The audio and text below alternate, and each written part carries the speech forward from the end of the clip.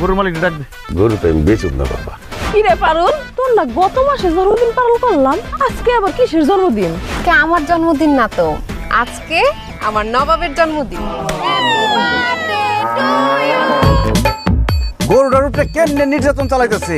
এই আপনি এত বেশি কথা বলেন কেন? একদম কেক ফালাই দিবে, ডং করতেছেন। হ্যাঁ, আমার মনে হয় আম্মা নবাব চুরি হয়ে গেছে। দিন দুপুরে নবাব চুরি হলো কেমনে? ও নবাব যাতে করু তবু তার আছে ভাব, কারণ আমি সে নবাব।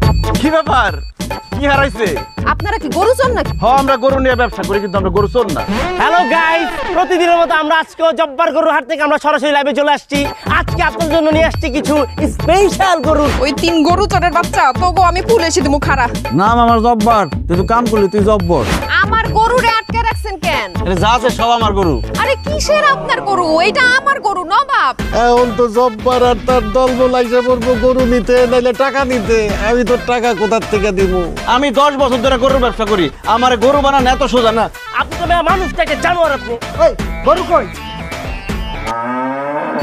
সে যে গৃহপালিত নবাব, গৃহপালিত নবাব।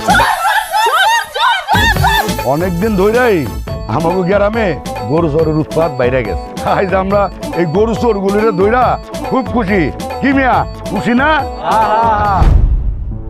আল্লাহ তো তাই বলছে, মানুষ যাতে তার প্রিয় পশুরে কোরবানি দেয়। কিন্তু আমরা কি পশুরে ভালোবাসতে পারি?